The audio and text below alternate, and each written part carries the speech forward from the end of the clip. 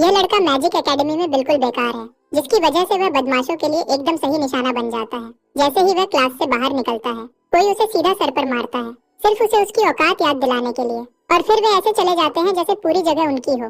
लेकिन तभी कुछ अनोखा होता है। एक सिस्टम विंडो अचानक रसल के सामने आ जाती है। उसे एक मिशन देती है, उन बदमाशों को सबक सिखाओ। रसल को वे कमीने बाथरूम में सिगरेट पीते हुए मिलते हैं और सीधा उनसे कहता है कि वह उनकी पिटाई करने आया है। वे बस हंसते हैं, सोचते हैं कि वह पागल हो गया है, लेकिन वे सोचते हैं कि उनके पास इसका जल्दी इलाज है। पहला लड़का आगे बढ़ता है, मुट्ठियां तैयार हैं उसे बुरी तरह मारने के लिए, लेकिन उसका स्वागत रसल के घुटने से होता है और पूरे कमरे में हवा में उड़ता हुआ जाता है। दूसरा लड़का तुरंत उसके पीछे आता है और बिल्कुल वही गलती करता है और उसका चेहरा टूट जाता है इससे पहले कि वह वापस अपने लीडर के पास गिरता है।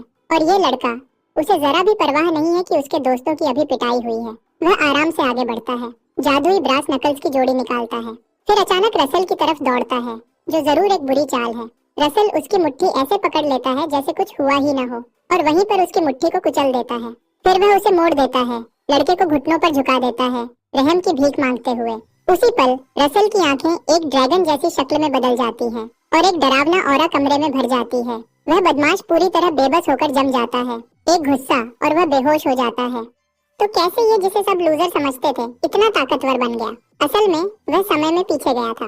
अपनी पिछली जिंदगी में रसल रेमंड एक मैजिक एकेडमी में पढ़ता था, लेकिन क्योंकि वह अपनी माना को कंट्रोल नहीं कर पाता था, उसे जल्दी ही एक बेकार नाकामयाब इंसान समझकर निकाल दिया गया। उसके पिता की मौत एम्पायर के खिलाफ जंग में हो गई और कोई और रास्ता न होने की वजह से रसल घूमता रहा दुनिया में एक मर्सनरी के रूप में काम करते हुए। एक ही चीज जो उसकी पिछली जिंदगी से उसके पास बची थी, वह उसकी माँ की अंगूठी थी जिसमें एक ड्रैगन की आंख थी। एक दिन जब किस्मत ने पूरी तरह उसका साथ छोड़ दिया था और उसके पास पैसे खत्म हो गए थे, उसने एक म्यूजियम में धूल साफ करने का काम करने के लिए हाँ कर दी। वहाँ उसे एक पुराने ड्रैगन का ढांचा मिला और हैरानी की बात यह है कि उसका सूखा हुआ दिल भी। जैसे ही वह उसके पास गया, उसकी अंगूठी हिलने लगी और उसने उस पुराने ड्रैगन को जगा दिया। ड्रैगन ने रसल को अपनी शक्ति दी और उसे समय में पीछे भेज दिया। उस पल में जब वह अभी भी एकेडमी में पढ़ रहा था, अब जब उसने उन बदमाशों से निपट लिया है, रसल बाथरूम से बाहर निकलता है और जमीन पर दीवार के सहारे बैठ जाता है। सोचता है कि कहीं उसने ज्यादा तो नहीं कर दिया। उसी पल सिस्टम की नोटिफिकेशन उसके सामने आ जाती है और उसे वादा किए गए सबसे कम दर्जे का मैजिक स्टोन मिलता है। जैसे ही स्टोन उसके हाथ में आता है, सिस्टम उसे इसे खाने के लिए कहता है, जबकि रसल को यकीन नहीं है कि क्या उसे सच में इसे खाना चाहिए। वह सोचता है कि ये जरूर एक और मौका है जो उसे दूसरी बार जिंदगी जीने के मौके के साथ मिला है। वह स्टोन को चबाना शुरू करता है और उसे एहसास होता है कि इसका स्वाद बहुत अच्छा है। अचानक एक लाल शक्ति, जिसे माना कहते हैं, उसके शरीर के आसपास दिखाई देने लगती है। वह शक्ति जल्दी ही उसे घेर लेती है और वह घबरा जाता है। स्क्रीन उसे बताती है कि उसने वह माना हासिल कर ली है जो स्टोन के अंदर थी। अचानक उसे अपने सीने से एक एहसास होता है और वह अभी भी घबराया हुआ है। हमारा लड़का अचानक समझ जाता है कि क्या हो रहा है और वह खुद को संभालने के लिए अपने हाथ अपने सीने पर रखता है। उसे एहसास होता है कि जो माना उसने खाई थी वह बाहर निकल रही है, तो वह शांत हो जाता है ताकि वह अपना काम कर सके। स्क्रीन वापस आती है और उसे बताती है कि सर्कल में माना बढ़ रही है। माना सिर्फ बढ़ नहीं रही है, जो माना उसे मिली है वह उसके दिल के आसपास के मैजिक सर्कल से अब्सॉर्ब हो रही है। वह शांत रहता है और खुश है कि यह आखिरकार स्टेबल हो रहा है। हमारा लड़का अचानक मुस्कुराता है क्योंकि लगता है उसे जैकपॉट लग गया है। इस नए तरीके से वह आखिरकार माना वेन के तंग होने की समस्या को ठीक कर सकता है, जिससे वह हमेशा डरता था। वह अपने परिवार के बर्बाद होने और फिर एकेडमी से निकाल दिए जाने के बारे में सोचता है, जैसे वह अनुभव काफी बुरे नहीं थे। उसे एक तीसरे दर्जे के मर्सनरी के रूप में गुजारा करना पड़ा। आखिरकार लगता है वह भविष्य बदल सकता है जो उसने देखा था। वह एक नई खुशी के साथ हॉल में घूमता है और लगता है सब कुछ अच्छा होने वाला है। कुछ देर बाद रसल प्रोफेसर ह्यूबर्ट के दरवाजे पर दस्तक देता है और उसे अंदर आने को कहा जाता है। वह कमरे में जाता है और बूढ़ा आदमी उसे बैठने को कहता है। रसल उदास होकर बैठ जाता है और प्रोफेसर उसका नाम ऐसे लेते हैं जैसे बड़े लोग तब करते हैं जब आप मुश्किल में होते हो। प्रोफेसर ह्यूबर्ट उसे कहते हैं कि वह आज अपने जैसा नहीं लग रहा है। समस्या को हल करने में मदद करने के लिए वह आगे बताते हैं कि क्या समस्या हो सकती है। वह रसल से पूछते हैं कि क्या वह किसी मुश्किल से गुजर रहा है।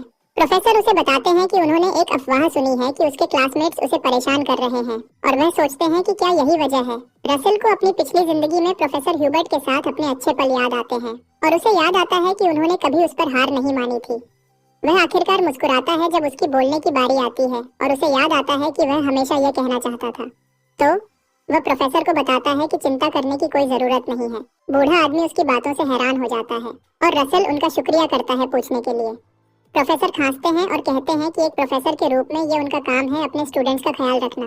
वह आगे कहते हैं कि लेकिन उसे सजा मिलेगी क्योंकि वह आज क्लास में सो गया था। प्रोफेसर अपने सामने किताब खोलते हैं और उसे कहते हैं कि सजा आसान नहीं होगी। उसे उनकी टेक्स्ट बुक के एक हिस्से पर एक एनालिटिकल रिपोर्ट लिखने का असाइनमेंट दिया जाता है। लगता है यह एक ऐसा हिस्सा है जिससे बड़े साल के स्टूडेंट्स भी मुश्किल महसूस करते हैं। जब वह बोल रहे होते हैं, स्क्रीन फिर से सामने आ जाती है और उसे बताती है कि उसका नया मिशन प्रोफेसर ह्यूबर्ट का असाइनमेंट पूरा करना है। सिस्टम उसे बताता है कि उसे और भी इनाम मिल सकते हैं। असाइनमेंट कितना पूरा हुआ है उस पर और प्रोफेसर ह्यूबर्ट कितने खुश हैं उस पर। इनाम है एक और सबसे कम दर्जे का माना स्टोन और कुछ रहस्यमयी चीज। रसेल की आंखें बड़ी हो जाती हैं जब उसे एहसास होता है कि असाइनमेंट पूरा करना भी मिशन है। प्रोफेसर उसकी आंखें बड़ी होते हुए देखते हैं तो वह उससे पूछते हैं कि क्या असाइनमेंट बहुत मुश्किल है। रसेल उनसे कहता है कि नहीं, तो वह प्रोफेसर का शुक्रिया करता है। बाद में रसेल कुछ घंटों के बाद असाइनमेंट पूरा करता है। वह अपने आप से सोचता है कि असाइनमेंट उतना मुश्किल नहीं है जितना दिखाया गया था। अपनी पिछली जिंदगी में वह मैजिक के थियोरेटिकल हिस्से को बहुत मेहनत से पढ़ता था क्योंकि वह माना को प्रैक्टिकल तरीके से इस्तेमाल करने में बेकार था। लेकिन इस नई जिंदगी में कुछ और है जिस पर ध्यान देना है, कुछ और है जो पढ़ाई जितना ही जरूरी है। उसे माना वेन ट्रेनिंग कहते हैं। रसेल को एक मर्सनरी के रूप में अपने एक काम की याद आती है जहाँ वह एक मॉन्स्टर से भाग रहा है। वह बताता है कि माना वेन वह रास्ता है जो माना को घुमाता है। माना सांस लेने से अब्सॉर्ब होती है।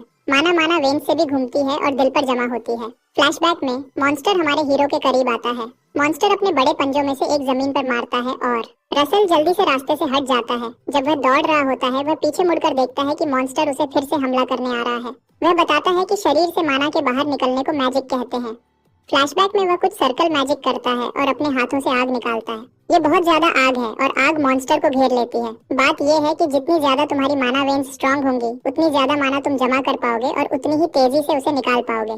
आग हटने के बाद मॉन्स्टर को कुछ नहीं हुआ है। लगता है वह ऐसी आग नहीं निकाल पाया जो उसे नुकसान पहुंचा सके। उसे एहसास होता है कि वह फंस गया है तो वह मॉन्स्टर के अगले हमले को रोकने के लिए एक शील्ड बनाने की कोशिश करता है। इससे पहले कि वह स्पेल का जाप पूरा कर पाए उसे अचानक एक झटका लगता है। मॉन्स्टर जल्दी से उसे अपनी पूंछ से मारता है। मॉन्स्टर आखिरकार उसे खत्म करने के लिए आगे बढ़ता है। अभी भी फ्लैशबैक में रसेल बताता है कि उसकी बीमारी की वजह से मॉन्स्टर से लड़ना एक बुरा सपना था। वह पत्थर में थोड़ा बेहोश पड़ा रहता है। अचानक उसे होश आता है। उसे जल्दी ही मॉन्स्टर का एक और वार लगता है जो उसे खोखले पत्थर में और अंदर फेंक देता है। वह सोचता है कि क्या आसमान उसकी बदकिस्मती पर रहम खा रहा है या फिर यह सिर्फ किस्मत थी। बात यह है कि वह गिरना उसे एक जमीन के नीचे की जगह पर ले गया। जब वह उठता है वह कराहता है और बाहर निकलने का रास्ता ढूंढता है। इस जगह के अंदर उसे दो ग्रिमवार्स मिलते हैं जिनमें अजीब राज छुपे हैं। हमारा लड़का किताबों की तरफ चलता है और उन्हें उठाने जाता है।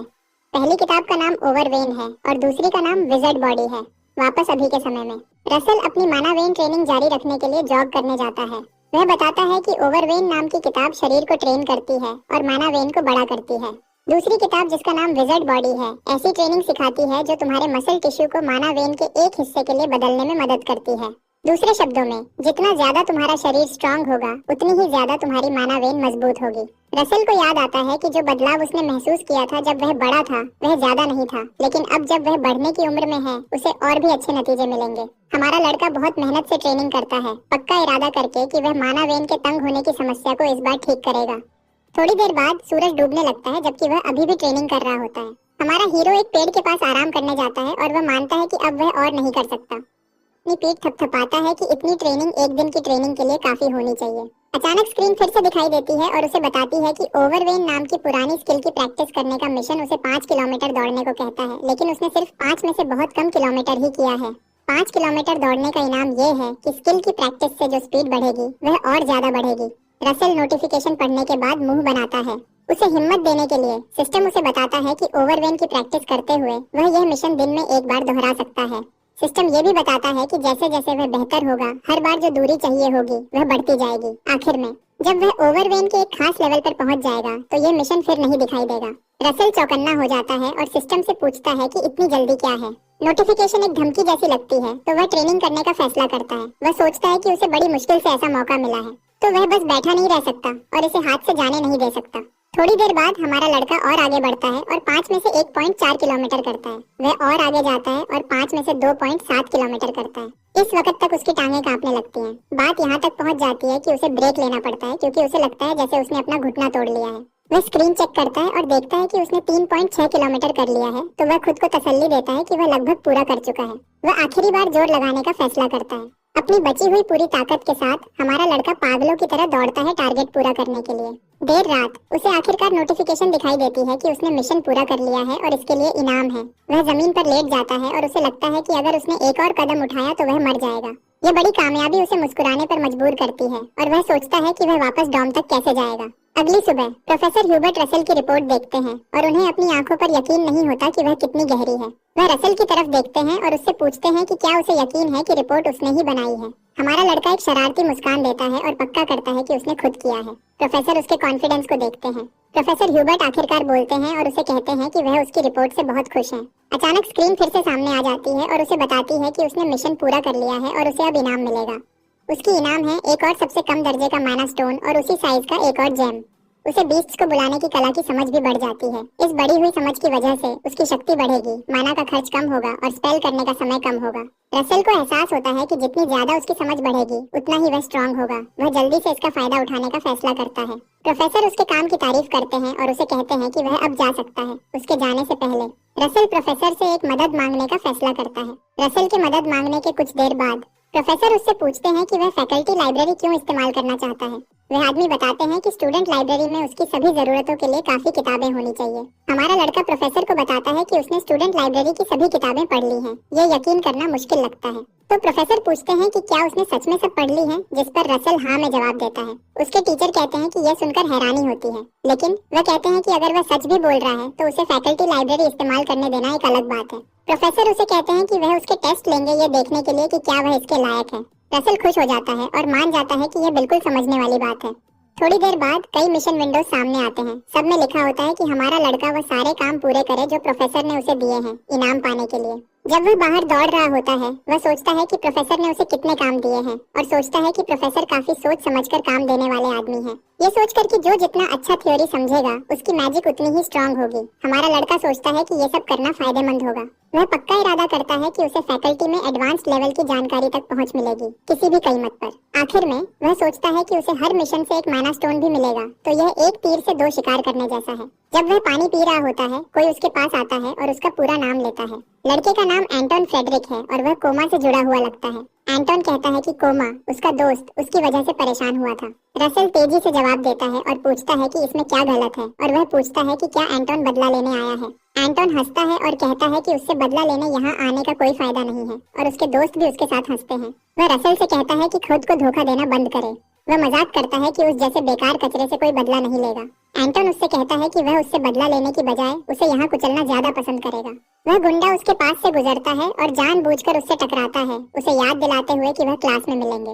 रसेल को याद आता है कि उनकी क्लास जल्दी ही है और वह सोचता है कि एंटोन इतना घमंडी क्यों है इस बात पर। उसे अचानक याद आता है कि उनकी साथ वाली क्लास है, प्रैक्टिकल मैजिक कॉम्बैट स्टडीज की है, जहां स्टूडेंट्स को एक दूसरे के साथ लड़ाई के मैचेस के हिसाब से नंबर दिए जाते हैं। इसकी बुरी बात यह है कि अपनी पिछली जिंदगी में एंटोन के खिलाफ अपनी लड़ाइयों में उसे हमेशा उस क्लास में जलील किया गया था। उसे याद आता है कि एंटोन हमेशा उसे फायर मैजिक में हरा देता था और उस पर हावी रहता था। वह मुस्कुराता था और उसका मजाक उड़ाता था क्योंकि उसकी माना वेन्स अच्छी नहीं थी।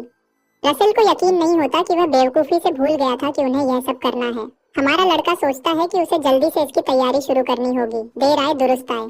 अचानक स्क्रीन उसे बताती है कि उसके पास एक नया मिशन है, दूसरा सर्कल पाने का, अपने पास मौजूद गुणों की समझ को बढ़ाकर। उस दिन रसेल अपना सारा समय लगाता है। प्रोफेसर ने उसे जो भी काम दिए थे वह सब करने में, और वह रात तक काम करता है। अगली सुबह वह प्रोफेसर के ऑफिस में कागजों का एक ढेर लेकर आता है काम जमा करने के लिए। सिस्टम हर काम के लिए कई नोटिफिकेशंस दिखाता है और उसे बताता है कि उसने अपना मिशन पूरा कर लिया है और अब उसे उसका इनाम मिलेगा। उस शाम रसेल डॉम वापस आता है एक अच्छे दिन के बाद और अपने इनाम देखने का फैसला करता है। वह करीब 10 माना स्टोन्स को देखता है जो सिस्टम ने उसे दिए थे और सोचता है कि उनका क्या करे। उसके अंदर एक बढ़ती हुई बेचैनी पैदा होती है जब वह उन्हें उठाता है। वह सोचता है कि क्या उसके शरीर का माना लोड एक साथ कई माना स्टोन्स को संभाल पाएगा बिना किसी बुरे असर के। आखिर में वह अपनी किस्मत को मान लेता है और स्टोन्स ले लेता है। वह खुद से कहता है कि उसे उस ट्रेनिंग पर भरोसा करना होगा जो वह इतने समय से कर रहा है। कुछ सेकंड्स बाद हमारा लड़का सभी 10 स्टोन्स अपने मुंह में डाल लेता है और उन्हें चबा लेता है। थोड़ी देर के लिए कुछ नहीं होता। कुछ देर बाद स्टोन्स से माना निकलता है और उसका शरीर अचानक माना से घिर जाता है। ये और ज्यादा दिखने लगता है और पूरा कमरा एक तेज रोशनी से भर जाता है। उसे अचानक लगने लगता है जैसे उसका शरीर जल रहा हो। माना को अपने दिल की तरफ एब्जॉर्ब करने के लिए वह जल्दी से अपनी माना वेन्स में एक रास्ता बनाता है। रसल एक रास्ता बनाना शुरू करता है माना के बहाव को ढालने के लिए। वह माना के बहाव को निर्देशित करता रहता है उसे अपने दिल तक पहुंचाने के लिए। ये साफ है कि उसे दर्द हो रहा है, लेकिन वह उसे सहने का फैसला करता है। इसके अलावा वह माना के बहाव को घुमाना शुरू करता है अपने दिल के चारों तरफ एक नया सर्कल बनाने के लिए, जैसे उसके पास पहले से एक है, ताकि वह दूसरा सर्कल पा सके। अगर वह ये ठीक से नहीं कर पाया तो उसका दिल ये झेल नहीं पाएगा। हमारा लड़का ध्यान से दूसरा सर्कल बनाता है, लेकिन आखिर तक पहुंचने से पहले वह हिचकिचाता है, डरता है कि कहीं कुछ गड़बड़ न हो जाए। वह सोचता है कि अब पीछे हटने का कोई रास्ता नहीं है, तो वह इसे पूरा करने का फैसला करता है। उसकी नसें पैदा हुए माना को एब्जॉर्ब करना शुरू कर देती हैं जैसे ही वह ध्यान लगाता है और सर्कल पूरा करता है। हमारा लड़का हार नहीं मानता, चाहे जो भी हो। इसके बिना वह एक वर्ल्ड क्लास मेज बनने का अपना सपना पूरा नहीं कर सकता, तो वह खुद से दूसरा सर्कल पाने का वादा करता है। अचानक उसकी खिड़की से एक तेज रोशनी की किरण निकलती है और ऐसा लगता है जैसे वह फट रहा हो। कुछ देर बाद रसल जमीन पर उठता है और उसे एहसास होता है कि वह यह काम सफलता से कर पाया। उसे एहसास होता है कि उसने आखिरकार दूसरा सर्कल पा लिया है।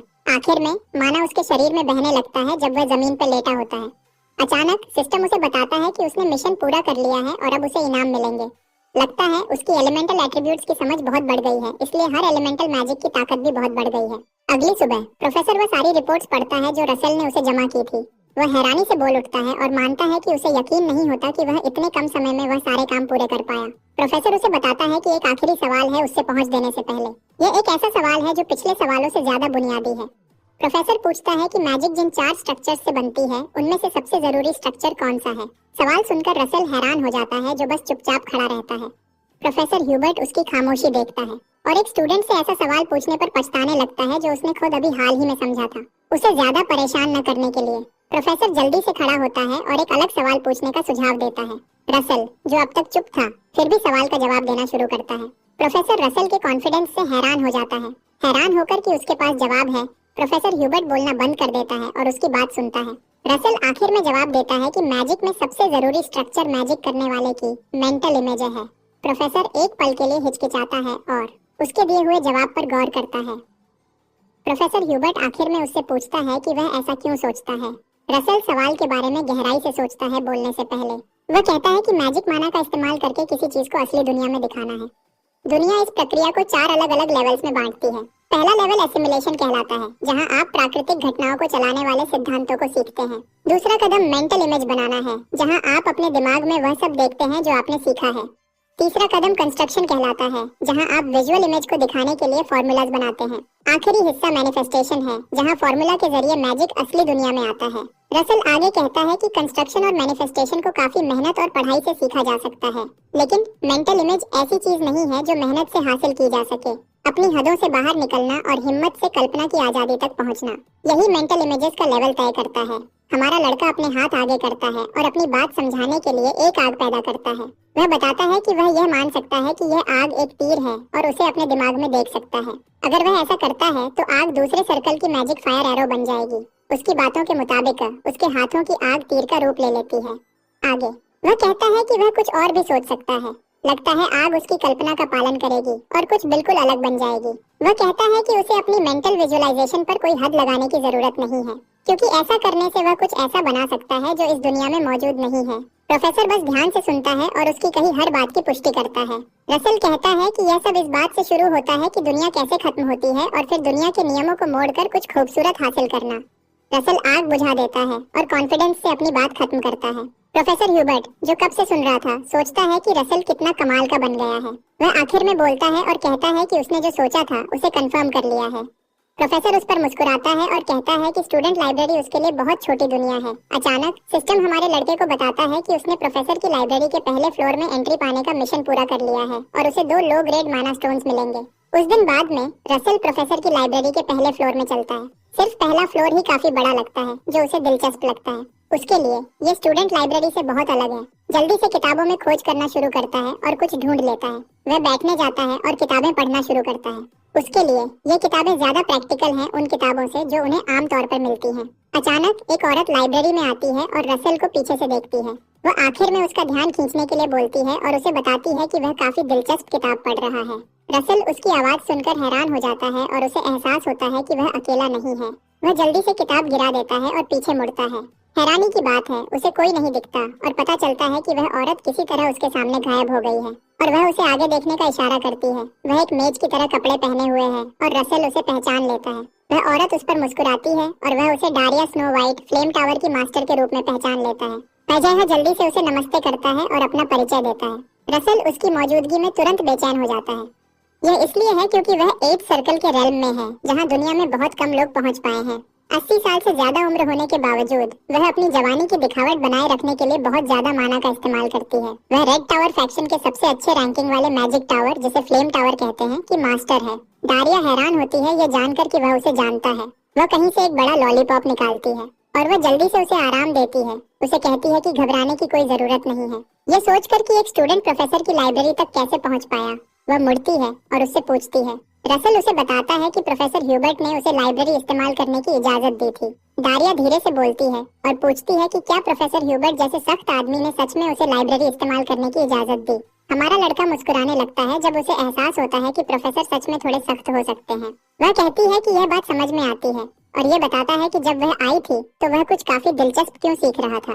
वह औरत उसे अपनी आंखों से देखती है और देखती है कि उसके पास बहुत शुद्ध माना है और महसूस करती है कि उसकी माना डिस्ट्रीब्यूशन भी बहुत स्टेबल है। वह उसकी तरफ वापस देखती है और धीरे से कहती है कि उस जैसा कोई मिलना मुश्किल है। डारिया उसके पास से गुजरती है और उसे कहती है कि चिंता न करे। उसकी घबराहट कम करने के लिए वह उसे यकीन दिलाती है कि वह उसे लेक्चर देने या उसके रास्ते में आने नहीं आई है। रसल फिर से झुकता है और उसके अच्छे शब्दों के लिए उसका शुक्रिया करता है। डारिया अचानक जमीन पर मारती है और उस जगह से एक तेज रोशनी निकलती है। वह उसे कहती है कि अपनी पूरी क्षमता से आगे बढ़े, लेकिन जब वह वापस उसकी तरफ देखता है तो वह कहीं नहीं होती। उसका सिर्फ तेज रोशनी ही बची है और लगता है वह कहीं और टेलीपोर्ट हो गई थी। रसल हैरान रह जाता है और वह बस उस जगह को देखता रहता है जहां वह खड़ी थी। जब वह अपना काम पूरा कर लेता है, एमसी प्रोफेसर की लाइब्रेरी से बाहर आता है और चुपचाप दरवाजा बंद करता है। उस मुलाकात से अभी भी हैरान है। जब वह अभी भी ख्यालों में खोया होता है,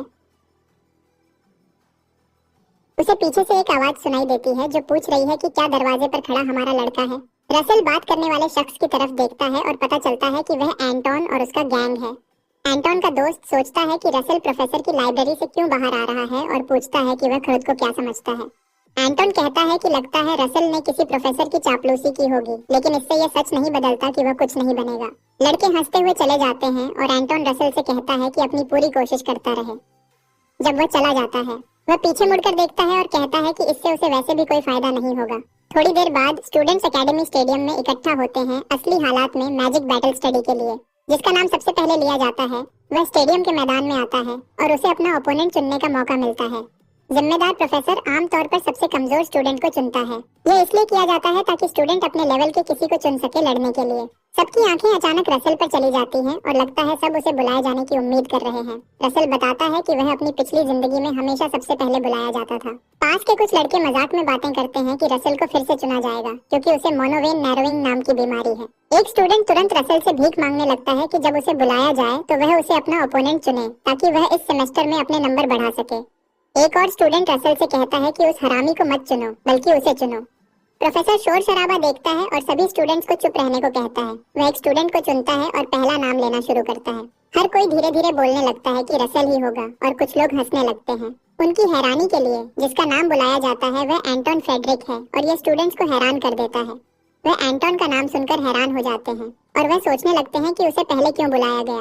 एंटोन गर्व से प्रोफेसर के पास से गुजरता है। वह प्रोफेसर का शुक्रिया करता है उसे बुलाने के लिए, लेकिन प्रोफेसर उसे बताता है कि यह कुछ भी नहीं है उन एहसानों के सामने जो उसे फ्रेडरिक मर्चेंट एसोसिएशन से मिलते हैं। रसल सतर्क हो जाता है और खुद से कहता है कि उसे इसके होने की उम्मीद थी। एंटोन मैदान के बीच में चलता है और एक स्टूडेंट को चुनने के लिए रुकता है। वह सीधा रसल की तरफ देखता है और उसे स्टेडियम में आने को कहता है। इसी बीच प्रोफेसर ह्यूबर्ट को अपनी टीचर से एक अचानक मुलाकात मिलती है और वह उससे कहता है कि अच्छा होता अगर उसने पहले बता दिया होता कि वह आ रही है। वह कोई और नहीं बल्कि डारिया स्टोनवाइट निकलती है। वह अपनी जगह बैठ जाती है और कहती है कि ठीक है। वह जवाब देती है कि एक टीचर का अपने